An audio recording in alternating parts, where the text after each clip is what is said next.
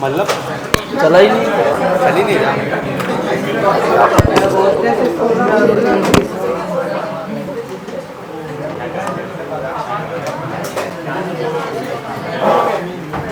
हाँ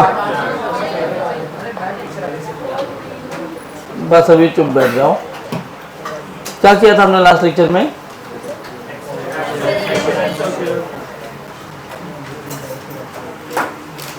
अच्छा ATAR का किया था क्या? ये लिखा था क्या हमने कि एक्सेलरेशन जो सर्कुलर मोशन में होता है it is minus r omega square e r cap plus r alpha e t cap where e r is sine theta i cap, sorry क्या था, साइन है कॉस, जो भी था, cos theta i cap plus sine theta जगह पर रहा होगा। हाँ तो ई टी और ई आर हमने बोला था कि ये जो ये वाला पार्ट है इसको हम क्या बोलते हैं, इसको हम ए आर बोलते हैं, बराबर, और इस वाले पार्ट को क्या बोलते हैं, ए आर। और ए टी का काम क्या होता है? ए आर एक सर्कल है, हमने इसको बहुत पहले एक दो लेक्चर पहले किया था कि ये जब इधर जा रहा है अगर मैं इधर फोर्स लगाऊंगा तो ए भी इधर आएगा और यही ए आर होगा। ये कर क्या रहा है, इधर ना जाके इसको इधर भेजने की कोशिश कर रहा है। इधर गया, फिर ऐसे एक सेंटर की तरफ एक्सेलरेशन आया, फिर ये इधर जाने लगा, इधर ऐसे गया, फिर इधर फोर्स आया। तो ए आर का कंटिन्यूअस काम है कि ए आर डायरेक्शन चेंज करेगा। क्या काम है ए आर का? तो ए आर क्या करता है, और ए टी क्या करता है, मैग्नीट्यूड चेंज करता है। क्या करता है? मैग्नीट्यूड। जैसे नोट पॉइंट बना के लिख लो, इसके आगे हम लोग कंटिन्यू करते। A R is responsible for change in direction, note point में लिख लो, A R is responsible for change in direction. A R मतलब radial acceleration. A R is responsible for change in direction and A T is for change in magnitude.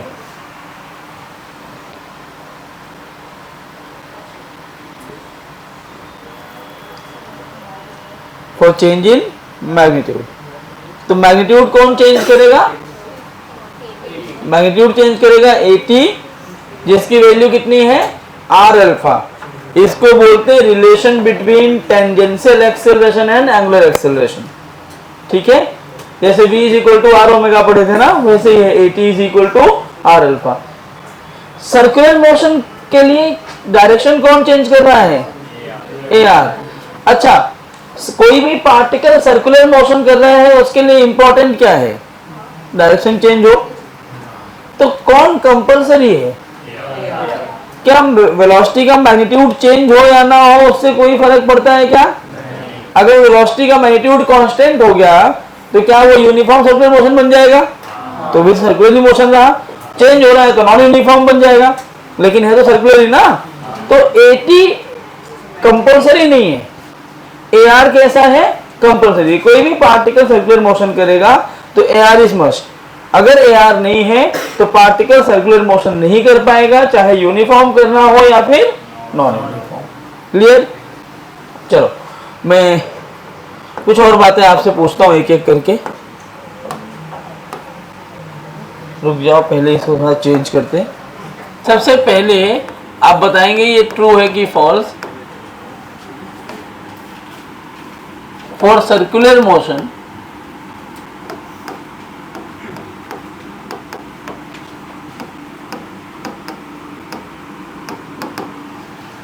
True है कि false? सोच के बताइए। True है, सही है ना? ये गलत है। अरे अल्फा आएगा तो क्या मिलेगा, AT is equal to r alpha. क्या अल्फा टेंजेंशियल एक्सेलरेशन देता है? क्या टेंजेंशियल कंपल्सरी होता है क्या?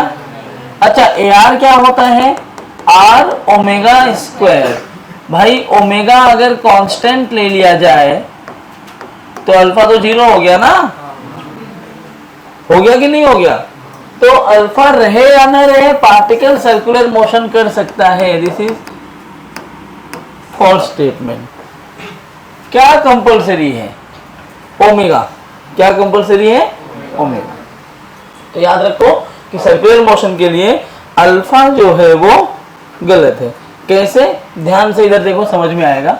अब मैं इसी का समझ लो स्टेटमेंट को एक्सप्लेन कर रहे हैं हम लोग कि अगर हम लोग यूनिफॉर्म सर्कुलर मोशन की बात करें, कौन से मोशन की? यूनिफॉर्म सर्कुलर मोशन की बात करते हैं, तो ए नेट क्या होगा बेटा? ए नेट के लिए हम क्या लिखते हैं? A R square plus A T square.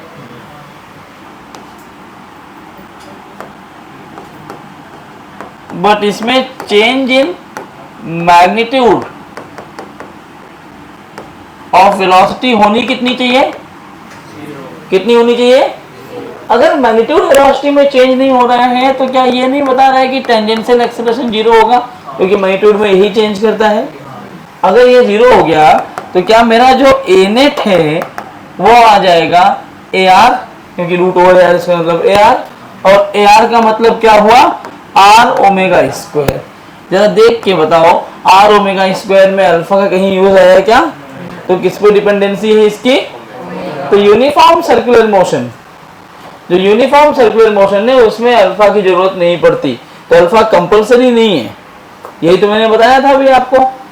अरे फील कर पा रहे हो? क्लियरिटी आ रही है? क्योंकि क्लियरिटी बहुत इंपॉर्टेंट है। हो गया? क्वेश्चन किया जाए। बस यही क्वेश्चन ही इस पे मेन है। क्वेश्चन हो गया तो हम डायनेमिक्स चालू कर देंगे।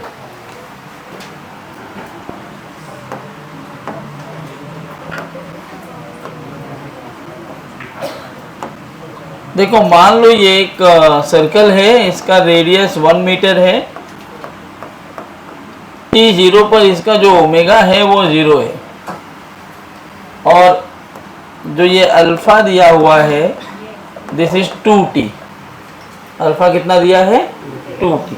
और मैं क्वेश्चन पूछ रहा हूं कि find out the acceleration at 1 second.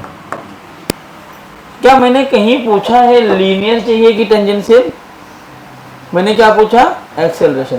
तो आपको दोनों चेक करना पड़ेगा। क्या अल्फा आ गया इसमें? अगर अल्फा नहीं होता तो खाली ए आर आता। अब अल्फा भी आ गया तो ए टी भी आएगा, तो हमें ए नेट चाहिए। क्या चाहिए? तो देख लेना, अल्फा आ गया तो ए नेट चाहिए। कैसे निकालेंगे ए नेट? आप निकाल पाओगे क्या? क्या आप निकाल सकते हो ए नेट? हो गया क्या? आया? अच्छा एक और चीज इसमें चाहिए, तुम्हें ऐड कर लो, कोई दिक्कत नहीं है। ओमेगा को क्या v बाई आर भी लिखते हैं, तो अगर कभी तुम्हें v दिया हो तो ओमेगा निकालने की जरूरत नहीं पड़ेगी ये फार्मूले से। कहाँ से आया ये? आर ओमेगा स्क्वायर है ना, ओमेगा को क्या लिख सकते हो?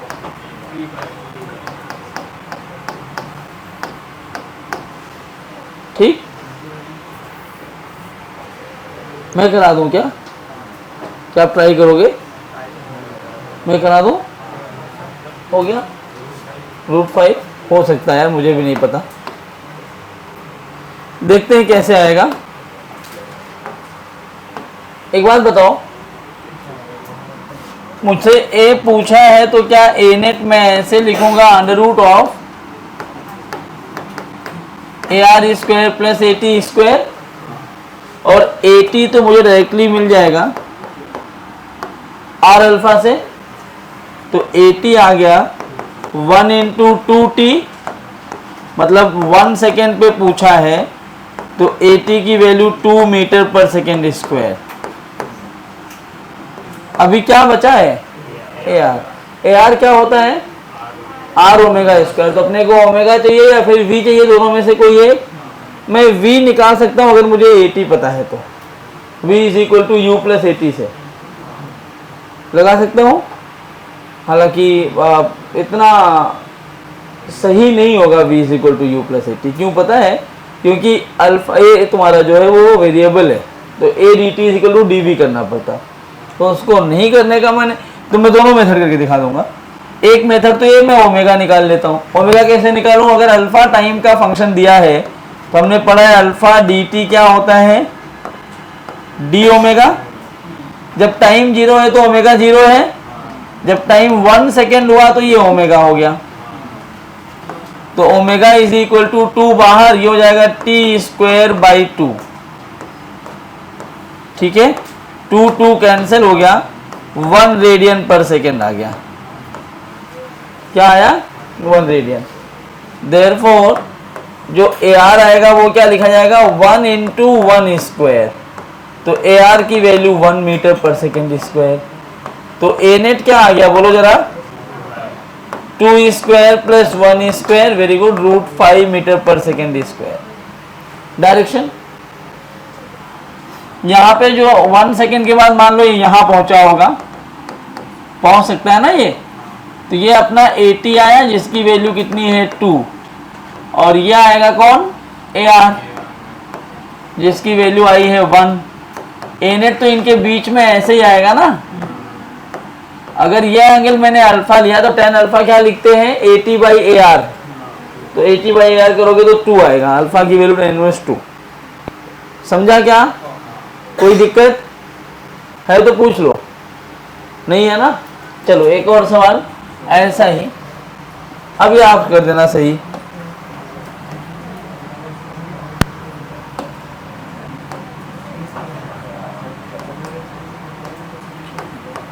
t0 पर ओमेगा इनिशियल की वैल्यू 0 है, अल्फा मान लो 2t स्क्वायर है, और मैं आपसे पूछूं find time when a net makes an angle of 37 degree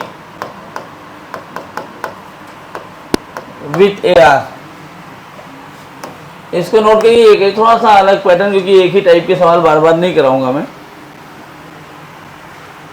दिमाग लगाइए। आपका मैथ है ना इस संडे को? बन गया पेपर इजी हार्ड जो भी था। हाँ, ए नेट ए आर के साथ बना रहा है। क्या क्या तुम्हारा WP था नहीं था?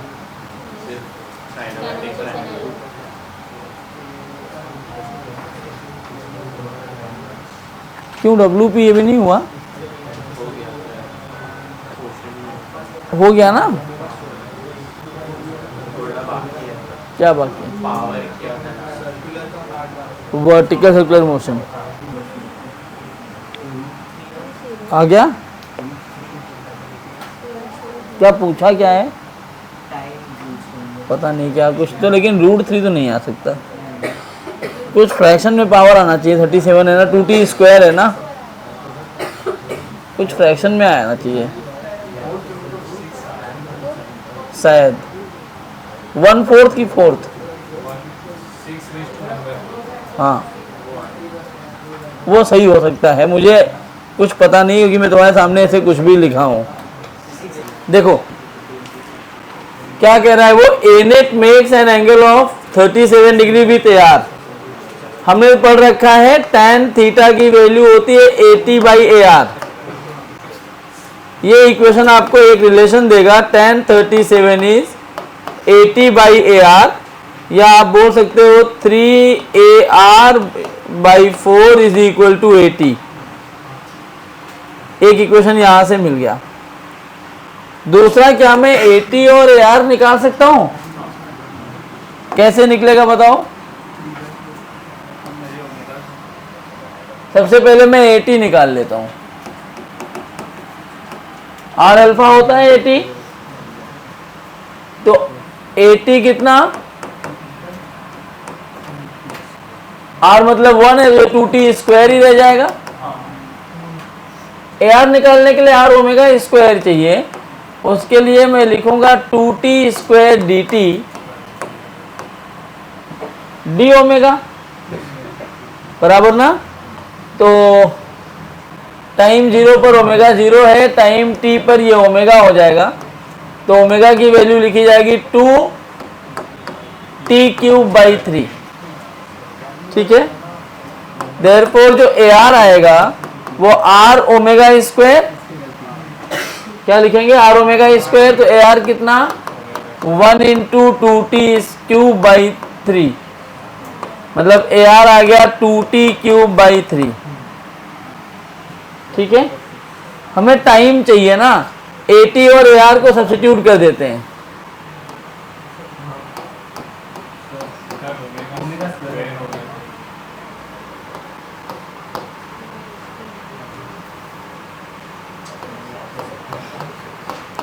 फोर बाई 9 हो जाएगा। Substituting AT and AR in equation 1, तो क्या ये 3/4, AR की वैल्यू 4t⁻6/9, 4 कट गया, ये आ गया 3 इज इक्वल टू AT, और AT कितना आया अपने पास 2t स्क्वायर। देखो बच्चों आ गया, तो t⁻4 is equal to 6, t is equal to 6⁻1/4।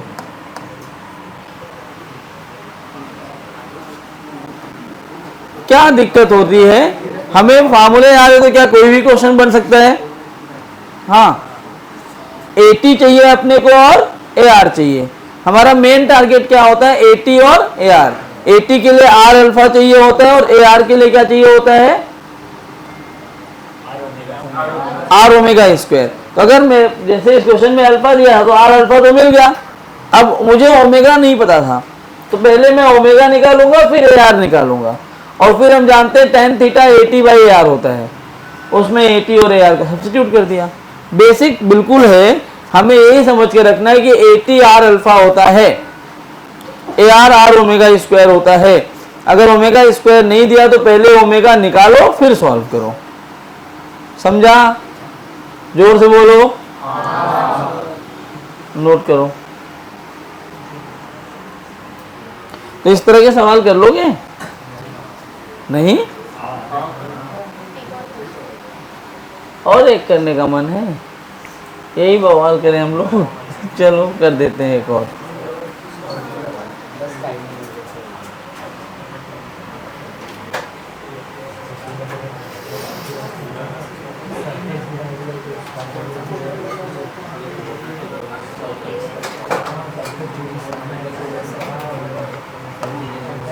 लो एकदम बिल्कुल ऐसा ही देता हूं।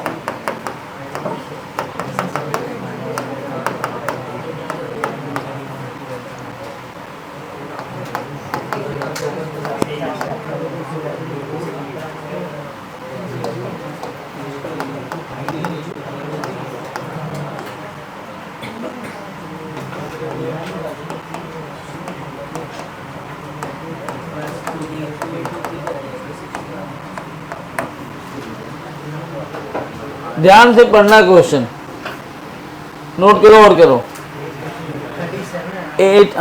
AT के साथ एंगल बनाएगा तो क्या लिखेंगे, अभी AR के साथ था तो AT/AR, अब AR/AT लिखो या tan 53 लिख दो। याद रखना tan थीटा इज AT/AR किसके साथ होता है, AR के साथ। AT के साथ बोलेगा तो AT और AR को इंटरचेंज कर दो। हाँ, आ गया क्या ये सवाल, क्या आया, 6 इंटू 6⁻1/5। AT कितना 4t क्यूब। AR के लिए क्या चाहिए अपने को, ओमेगा निकालना पड़ेगा, 2t क्यूब dt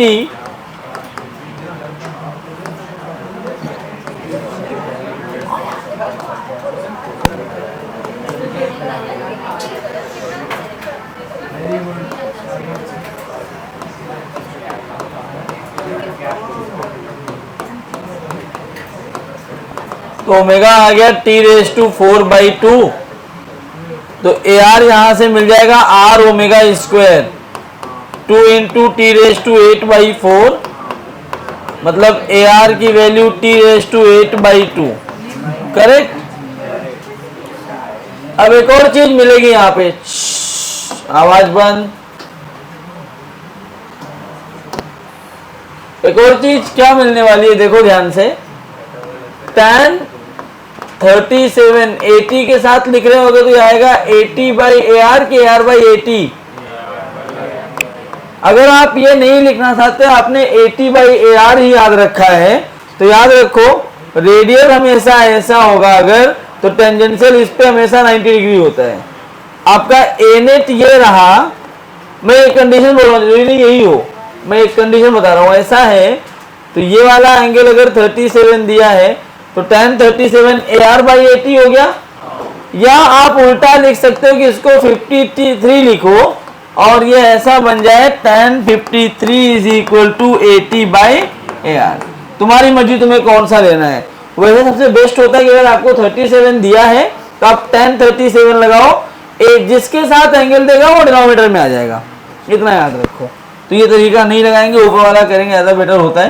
तो ये 3/4 AR/80 ऐसे आ जाएगा। अगर मैं सब्स्टिट्यूट करूं तो ये ऐसे लिखो 3/4 80 कितना है 4t³ और AR कितना है t⁸ ये इसको कैंसिल कर दिया, 3 2 जा 6 और t⁵ t की वैल्यू 6⁵1/5। क्या ऐसे सवाल कर पाओगे? बोलो, सबसे हो जाएगा। Very good. कितने लोग सही थे? हाथ खड़े करो। जो गलत थे, क्या गलती हुई?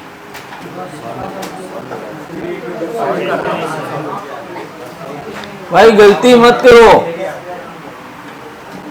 एक टाइप के 2 सवाल में बहुत कम करवाऊंगा, आपकी आपसे गलती नहीं होनी चाहिए।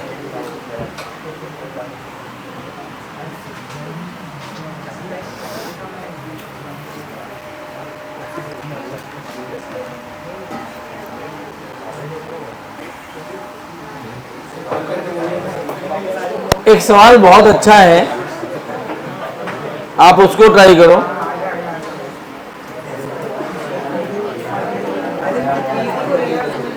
A particle is moving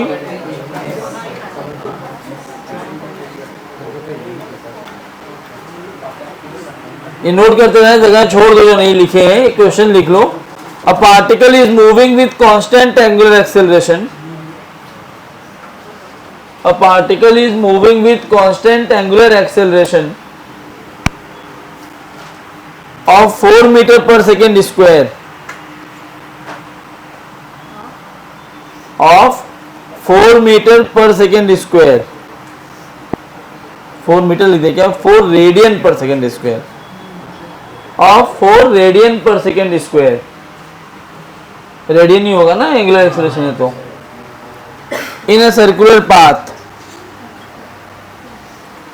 In a circular path. At time t = 0. At time t = 0, particle was at rest. At time t = 0, particle was at rest. Find the time at which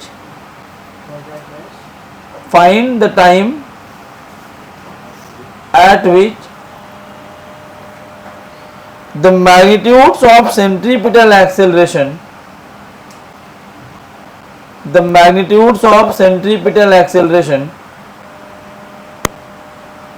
and tangential acceleration are equal.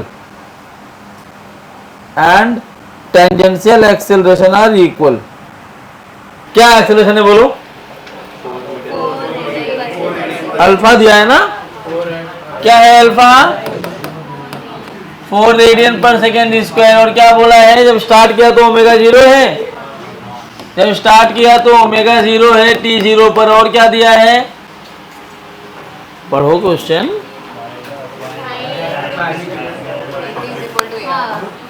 Centripetal acceleration और tangential का। अच्छा, time चाहिए, बस यही बोला है। Time बताओ जब AT और AR दोनों बराबर हो जाए। AT क्या होता है? R alpha. AR क्या होता है? R omega square. बच्चों ये तो रेडियस कितना दिया है, ठीक, अल्फा कितना है 4। अब बच्चों ध्यान से देखो, ओमेगा आराम से निकाल पाओगे क्या, अल्फा कांस्टेंट दे दिया 4, अल्फा कांस्टेंट दे दिया है, तो omega is equal to omega naught plus alpha t, या ऐसा हमने क्या पढ़ा था, ओमेगा इनिशियल फाइनल नाम दे दिया था क्या ऐसे, तो omega final 0 plus 4 into T, omega final आ जाएगा 4t, तो ये 4t का स्क्वायर बन जाएगा, 4 is equal to 16t square, t square is 1/4, t is equal to half. क्या इससे आसान सवाल बन सकते हैं क्या, अरे बोलो, क्या कर पाओगे अभी, क्या 80 और AR निकालना आ गया, चलो बताओ अभी फटाफट से, बुक में नहीं देखेगा कोई भी। अल्फा कंपलसरी है क्या सर्कुलर मोशन के लिए, क्या कंपलसरी है, अल्फा क्या देता है, टेंजेंशियल एक्सेलरेशन, क्या देता है, अल्फा क्या देगा, क्या देगा, रेडियल एक्सेलरेशन क्या करता है, डायरेक्शन चेंज करता है, टेंजेंशियल किसका, मारूंगा वेलोसिटी का, मैग्नीट्यूड चेंज करता है वेलोसिटी का, कौन चेंज करता है वेलोसिटी का मैग्नीट्यूड, कौन चेंज करता है, डायरेक्शन, फटाफट से बोलना है, डायरेक्शन, मैग्नीट्यूड, डायरेक्शन, रेडियल की value R omega square, radial की value in terms of V square by R, in terms of V tangential की वैल्यू आर अल्फा, टेंजेंशियल की वैल्यू याद रहेगा, ये सब याद रहना चाहिए। और जब मैं तुम्हें बोलने बोलता हूँ सब लोग बोलो, उससे क्या होता है, जो सो रहे हो ना जग जाओगे, नींद भाग जाती है, ऐसा मजे लेके नहीं बोलो क्या हो, टाइम पास करते हैं, और याद हो जाएगा क्लास में ही। रेडियल आर ओमेगा स्क्वायर या v square by r responsible to change the direction of velocity, और टेंजेंशियल क्या होता है, r alpha responsible to change the magnitude of velocity. Circular motion के लिए ए आर का होना कंपलसरी है, यूनिफॉर्म सर्कुलर मोशन में 80 0 होता है, नॉन यूनिफॉर्म में 80 0 नहीं होता। tan अल्फा की वैल्यू 80/AR होता है, जहां पे A नेट AR के साथ एंगल बनाता है, ठीक है ना। चलो इतना हमने कर लिया, एक छोटा टॉपिक और है, फिर हम डायनेमिक्स में बढ़ते हैं। ये छोटा टॉपिक है एक्चुअली, मुझे ना, मैं काफी देर से यही सर्च कर रहा था और यही ढूंढ रहा था। इस पे जब ओलंपियाड लेवल के क्वेश्चंस करते हैं तो काफी अच्छे अच्छे क्वेश्चंस बनते हैं, जिसमें जान निकल जाए, आधे आधे घंटे के क्वेश्चन हो जाते हैं कभी कभी। मेरे पास, मुझे कुछ क्वेश्चंस याद थे, दिमाग से निकल गए, मुझे लगा मैं कहीं लिख के रखा होऊंगा, मेरे पास नहीं है अभी। तो इसके क्वेश्चंस में अच्छे वाले अगले लेक्चर में करवा दूंगा, बाकी मैं पढ़ा दे रहा हूँ कॉन्सेप्ट, ठीक है। अब बेसिक क्वेश्चंस भी करवा दूंगा जो अच्छे वाले, क्योंकि अच्छे वाले में क्या होगा, इक्वेशन जरा भी ऊपर नीचे हुआ ना तो कैलकुलेशन बहुत लंबा खिंच जाएगा, और मैंने जैसे ये सब वैसे भी लंबा है और लंबा हो जाए वो, इसलिए उसको अभी छोड़ेंगे, बाकी पूरा कर लेते हैं। नाम है रेडियस ऑफ कर्वेचर, टॉपिक का क्या नाम है,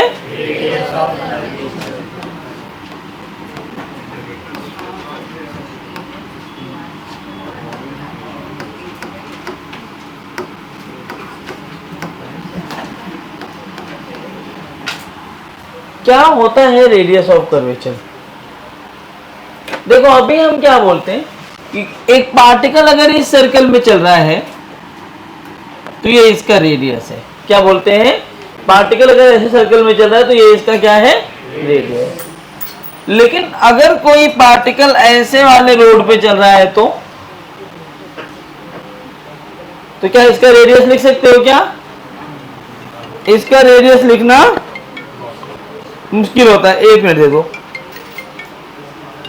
हेलो हेलो, हाँ मैं ठीक हूँ सर, मैं लेक्चर में था, बोलिए।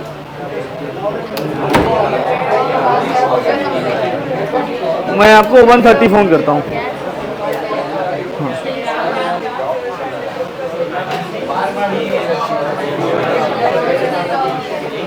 हाँ भाई, तो इसमें हम रेडियस नहीं लिख पा रहे बच्चों, दिक्कत है रेडियस लिखने में।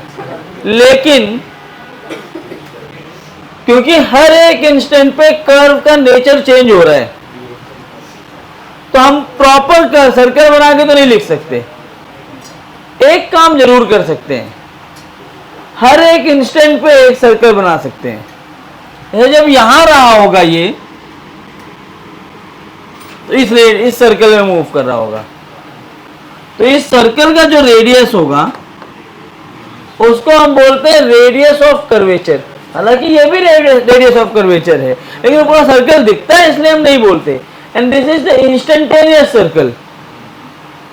तो रेडियस ऑफ इंस्टेंटेनियस सर्कल या radius of any curve at any instant is known as radius of curvature.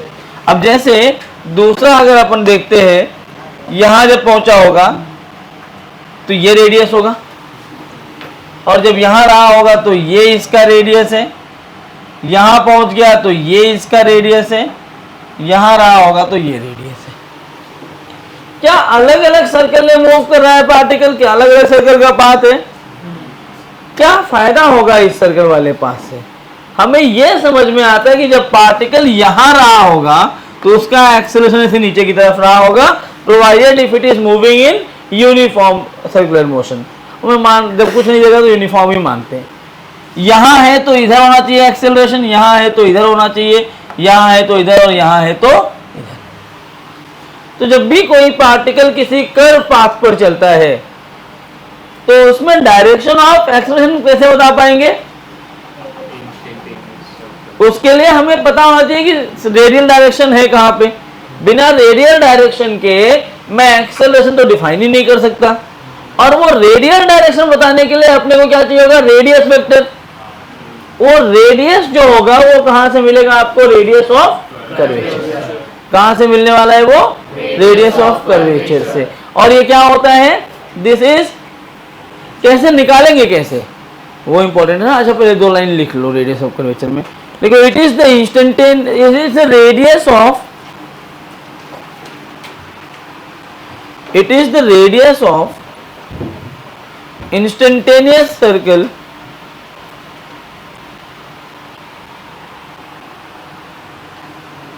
it is the radius of instantaneous circle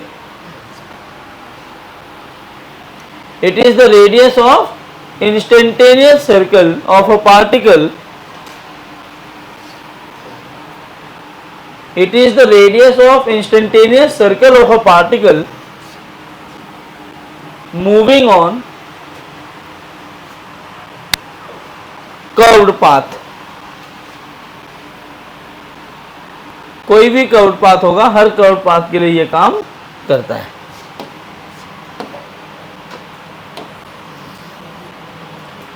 अब देखिए निकालते कैसे हैं। थोड़ा सा मैं बड़ा बना के दिखा रहा हूं ऐसे। तो यहां पर जो सर्कल देख रहे होगे बच्चों, ये पॉइंट पर ये सर्कल बना, ये जो रेडियस है इसको हम बोलेंगे रेडियस ऑफ कर्वेचर। क्या बोलेंगे? Radius of curvature. अब इस रेडियस ऑफ कर्वेचर पर जब ये टॉप पे रहा होगा तभी तो हमने रेडियस बनाया ना सर्कल का। तो इस पॉइंट पे इसकी वेलोसिटी इधर नहीं होगी, दिस इज v। अब हो सकता है इस पार्टिकल के पास दो दो एक्सेलरेशन हो, जरूरी नहीं है कि पार्टिकल के पास एक ही एक्सेलरेशन होगा, at भी रख रहा हो और ar भी। लेकिन हमें किस एक्सेलरेशन से मतलब है? हमें उस एक्सेलरेशन से मतलब है जो सेंटर की तरफ लग रहा हो। किधर लग रहा हो? सेंटर की तरफ। और जो सेंटर की तरफ लगेगा उसको रेडियल या सेंट्रीपिटल एक्सेलरेशन बोलते हैं। क्या वो v पर परपेंडिकुलर होता है? तो मैं इसको ऐसे लिखूंगा कि radius of curvature is v square upon a perpendicular. क्या लिखूंगा मैं?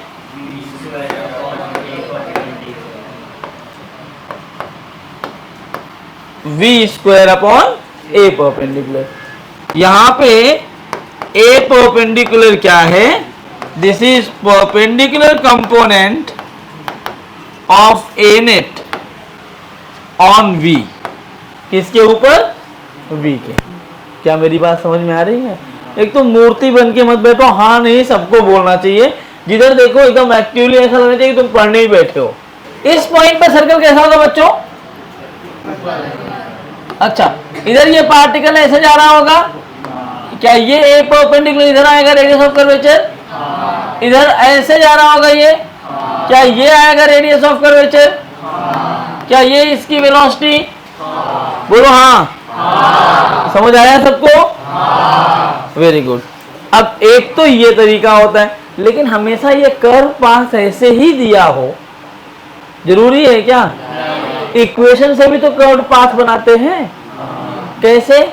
अगर मान लो मैंने बोला कि y की वैल्यू दी है a sin ओमेगा t या a sin थीटा, भी ओमेगा t तो जान गए, लेकिन मान लो थीटा है, इसका ग्राफ बनाओ। अब तुम जेई वाले हो, इतना पता होना चाहिए साइन का ग्राफ बनाएगा ऐसे, ये भी तो पाथ है। मैंने बोल दिया y is equal to x cube, इसका भी तो ग्राफ बनेगा।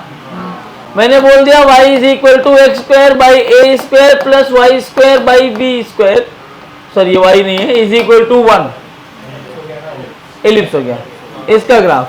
मैंने बोल दिया x square plus y square is equal to a square, circle, इसका ग्राफ। तो मैं तो कोई भी इक्वेशन बोल सकता हूं ना, मेरी मर्जी। अगर मैं ऐसा कर्व बना के दिया और यहां आपको वेलोसिटी में डिफाइन करके दे रहा हूं, तब तो आप ये फॉर्मूला लगा सकते हो। लेकिन अगर मैंने इक्वेशन दे दिया, कर्व बना के दिया ही नहीं, मैंने कहा ये इक्वेशन है, बताइए इसमें क्या क्या हो रहा है, तो क्या आप उस इक्वेशन में ये फॉर्मूला फिट कर पाएंगे? कर तो सकते हैं, लेकिन बहुत मुश्किल होगा। उसके लिए अपन क्या करते हैं, मैं यहाँ पे लिख रहा हूं, हालांकि तुम्हें अभी तुम्हारी बुक में नहीं दिया है, किसी भी बुक में, चाहे आप संगेज पढ़ रहे हो या कोई भी बुक पढ़ रहे हो, नहीं है, लेकिन एडवांस पे इस पे क्वेश्चन आए हुए हैं। Equation of a path is given, then मैं कैसे निकालता हूं radius of curvature?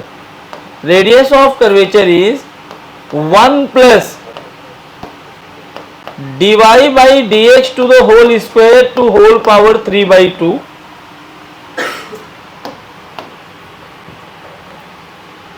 upon d square y by dx square. This is the real formula to calculate radius of curvature. Actually यहां कर क्या रहे हो, अब ध्यान से देखो, dy by dx is what? Path का स्लोप। इस पॉइंट पे स्लोप कितना है? 0। तो अगर इस पूरे पार्ट को 0 करिए तो 1/3/2 मतलब 1 upon d square y by d x square. तो फ्लैट पाथ पे रेडियस देख लो, इन्फिनिटी आ जाएगा, 0/0, सॉरी 1/0। फ्लैट पाथ, अगर मैंने एक ऐसा पाथ बनाया तो क्या इसका रेडियस इन्फिनिटी होता है? कर्व करते जाओ तो रेडियस क्या हो जाता है? देख लो, dy बाई डी, यहीं से ये निकल के आया फार्मूला जो बना दिया। लेकिन बेसिक ये है, बहुत ऊपर लेवल की चीज है, लेकिन आप जानते रहो, क्योंकि जब अच्छे क्वेश्चंस आएंगे, अच्छे मैं तुम्हें भेजूंगा, अभी सेलेक्ट करूंगा जो ठीक से पढ़ रहे होंगे, मैं उनको अलग से भी क्वेश्चन भेजूंगा। हाँ, तो बहुत सारे क्वेश्चंस, उनमें अगर आपको मैं 10 भेज रहा हूँ, उनमें से आप 4 कर पाए तो आप एडवांस जा रहे होगे विथ ट्रिपल डिजिट रैंक, मैं गारंटीड साइन करके दे दूंगा। लेकिन ईमानदारी से नहीं, 10 में से 4 करने, 2 गूगल से कर लिया, एक उसका छाप लिया, 4 तो हो गए सर 1 महीने के। 10 में 4 अगर ढंग से करोगे सिलेक्शन तुम्हारा हो जाएगा। तो ऐसे क्वेश्चंस के वो मैं सबको भेजूंगा तो सब लोग होमवर्क भी करना बंद कर दोगे, इसलिए तुम्हारे मार्क्स जो आएंगे वो, खैर मैं मार्क्स देखता भी नहीं हूँ, लेकिन वो भी देखूंगा। और दूसरा सेकेंडरी फैक्टर जो सबसे इंपॉर्टेंट है कि आपका क्लास में क्या रिस्पॉन्स है, वो ज़्यादा इंपॉर्टेंट है। आप, मुझे बहुत होशियार नहीं चाहिए जिनका IQ 150 है वो चाहिए, मुझे IQ वाले बच्चे ही नहीं चाहिए। मुझे चाहिए जिनका IQ 90 भी है लेकिन वो हार्ड वर्किंग है, घिसने वाला बच्चा है वो चाहिए। क्योंकि IIT आपसे घिसना चाहता है, आपको घिसाना चाहता है, आप घिसना सीख लो। जितना आप प्रैक्टिस करेंगे उतना आप आगे जाएंगे। आपके पास खूब दिमाग है, आप आधे घंटे पढ़ रहे हैं आपका कुछ नहीं हो सकता। आपके पास दिमाग नहीं है, आप 5-5, 6-6, 8-8 घंटे रोज पढ़ रहे हैं, आप अच्छे कॉलेज में तो पहुंच ही जाएंगे। तो मुझे मेहनत करने वाले बच्चे चाहिए और वो मैं शॉर्टलिस्ट करूंगा बहुत जल्दी। ये हमारा रेडियस, हाँ तो हम इसमें बात कर रहे थे फ्लैट के लिए dy by d x zero हो गया, तो ये जीरो तो ऊपर आ गया 1 और dy by d x zero है। अच्छा, आप d square y by d x square का मतलब समझते हैं? वो तो ऐसा बोल दिया गया, स्क्वायर मतलब डबल। रियल मीनिंग क्या है इसकी? चेंज इन स्लोप, किस रेट से स्लोप चेंज हो रहा है। तो अगर dy by d x he zero है, स्लोप ही जीरो है, तो चेंज होने का कोई सवाल आता है क्या? चेंज तो आएगा ही नहीं। तो ये भी जीरो, तो ऊपर बचा 1, नीचे बचा 0। 1/0 क्या होता है? Not defined. मतलब, और स्लोप जीरो कब होगा? इस लाइन का स्लोप जीरो है, तो इसका dy by d x zero है। तो जब भी कोई फ्लैट सरफेस है उसका रेडियस इन्फिनिटी होता है। अब अगर मैं ये dy बाई डी एक्स की वैल्यू बढ़ाऊंगा तो d square y by d x square की भी कुछ वैल्यू आएगी, और अगर डिनोमिनेटर की वैल्यू जीरो से बड़ी हुई तो रेडियस ऑफ कर्वेचर की वैल्यू कम होती जाएगी, और वहीं से ये इक्वेशंस बन के निकलना चालू होते हैं सब कर्व के। खैर उतना डिटेल में मत जाओ, समझ गए? मैं खाली समझ जाओ कि ऐसा हो क्यों रहा है, ये बताने के लिए मैंने आपको बताया है।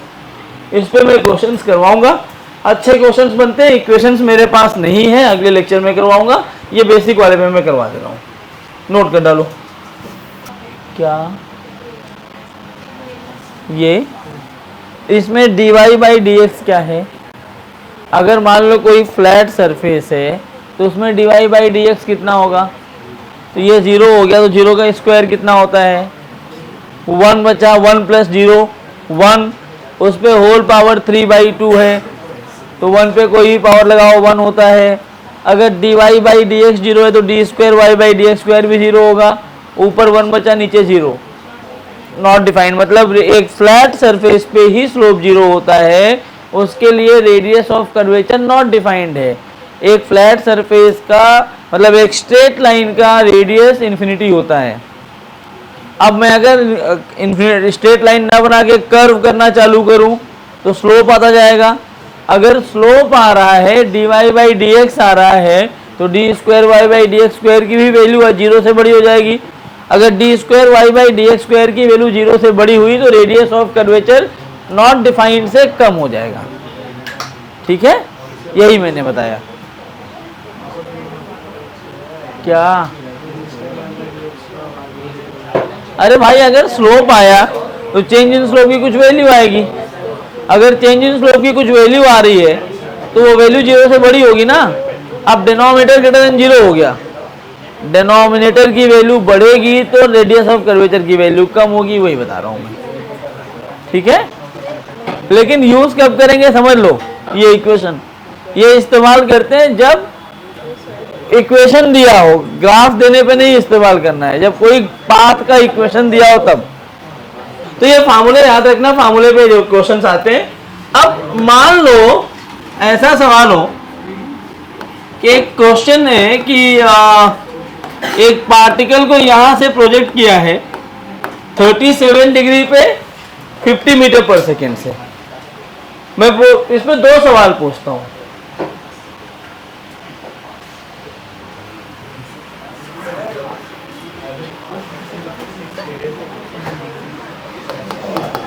फाइंड रेडियस ऑफ कर्वेचर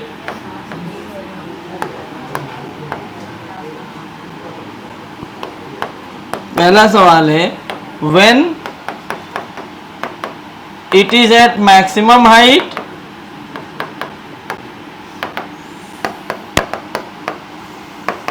दूसरा है एट 2 सेकेंड। आपको प्रोजेक्टर ही लाना होगा तो आप अच्छे से कर पाएंगे।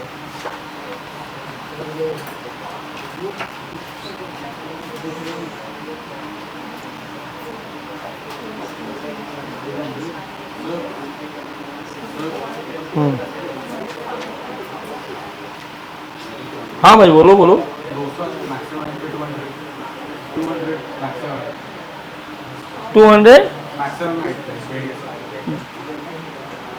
200 मीटर।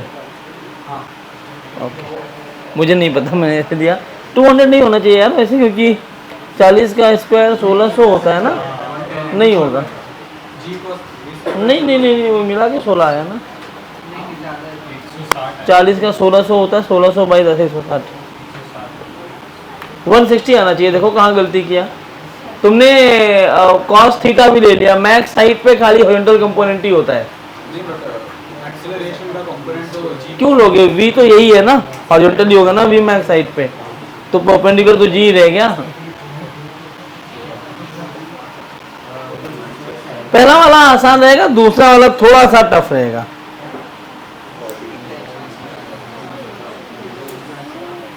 चलो पहला वाला देखते हैं।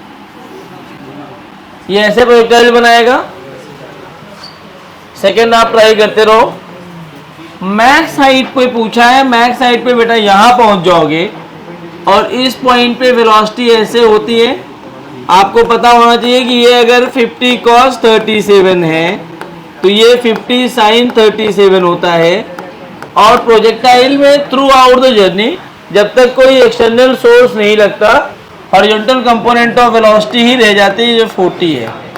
तो यहाँ पर भी ये वेलोसिटी कितनी रहेगी, 40। और हमें पता है प्रोजेक्टाइल में ग्रेविटी काम करता है इस तरीके से, और इसको मैं 10 मान लेता हूँ। तो देखो v और a क्या 90 डिग्री पर हो गए हैं, क्या यही हमारा a परपेंडिकुलर बन जाएगा। तो यहाँ जो सर्कल बनेगा आपको पता है बहुत बड़ा सर्कल बनेगा, क्योंकि फ्लैट हो रहा है ना, वो कर्व है लेकिन फ्लैट की तरफ वो घूमता चला जा रहा है। तो यहाँ पर जो रेडियस ऑफ कर्वेचर पहले क्वेश्चन में आएगा, it is v square by a perpendicular, तो 40 इंटू 40 अपॉन 10, 160 मीटर।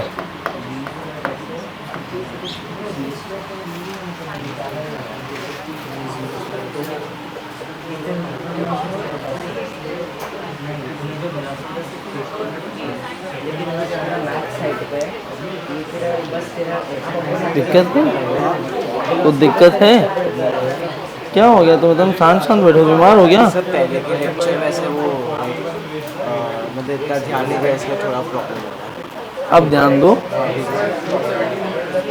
चलिए सेकेंड वाला आप ट्राई कर रहे हो अभी। Are you trying the second question? जल्दी आ गया? बहुत डिफिकल्ट आया होगा ना।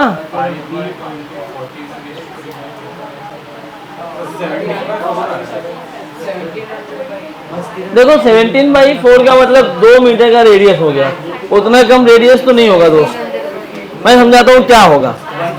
कब पूछा है वो? 2 सेकेंड पे। आवाज बंद। एक्चुअली ये डिफिकल्ट सवाल है जो ये है, ये ऐसे जा रहा होगा।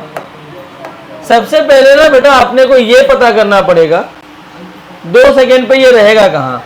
तो टाइम कितना आएगा? ये आएगा 30। टाइम ऑफ फ्लाइट कितना है इसका? 2u sin theta by G, या 2 vertical component of velocity upon G. तो 2 इंटू 30/10, 6 सेकेंड। 6 का आधा 3 पर तो यहां पहुंचा होगा, 2 पर ये इसके पहले इधर ही कहीं होगा। तो 2 सेकेंड पे मैंने मान लिया यहां कहीं पर है 2 सेकेंड पे, तो इस टाइम पे इसकी वेलोसिटी तो ये रही होगी। सही बात है। और ये वेलोसिटी अपने को दी है 30, ये एंगल दिया 37 और ये है 50 मीटर पर सेकेंड। और इसके 2 कंपोनेंट आ गए अपने पास। एक कंपोनेंट इधर आया जो 40 मीटर पर सेकेंड आया है, एक कंपोनेंट इधर आया जो 30 मीटर पर सेकेंड है। तो 2 सेकेंड पे अब एक तो पता है ये वाली वेलोसिटी 40 इसमें ऐड होगी ही होगी, कुछ नहीं कर सकते आप। दूसरा एक इधर वेलोसिटी आएगी, और ये वेलोसिटी कैसे? क्योंकि ग्रेविटी ऐसे नीचे लग रही है ना, तो ये वाली जो वेलोसिटी होगी, this is Vy is equal to 30 minus 10 into 2। 10 आया, तो ये V कितना आ गया? अंडर रूट ऑफ 1700, क्योंकि Vx 40 आया, Vy 10, तो ये v पाइथागोरस लगा दोगे तो कितना आएगा, अंडर रूट 1600 प्लस 100। अब ये v है, ये हाँ नहीं नहीं नहीं नहीं, v को टिल्ट नहीं करेंगे हम, जी के कंपोनेंट बनाने पड़ेंगे। अब देखो ये टेंजेंट है ना, अब मुझे क्या होता है, रेडियस, आवाज बंद, रेडियस का फार्मूला क्या है, v square upon a perpendicular.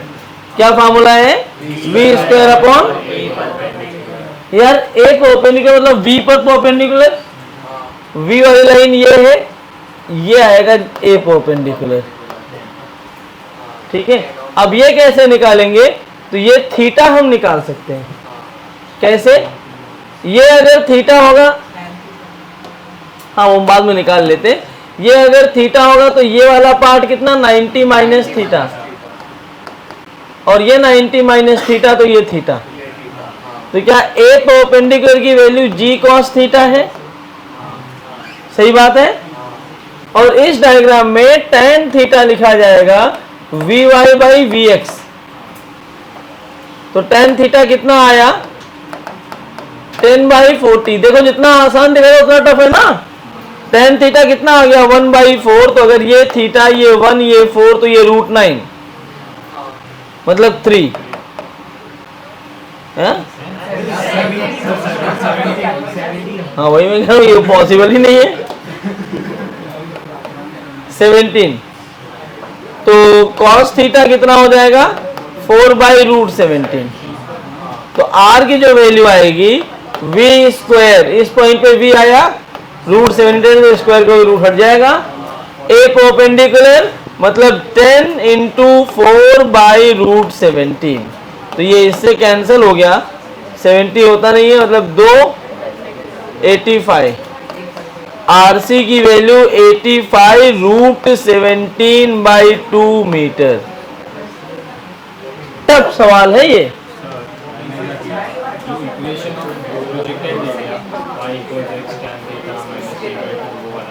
और उसमें मैंने थीटा और ये डाल दिया, x की वैल्यू तो 2 पे डाल के रेंज आ जाएगी।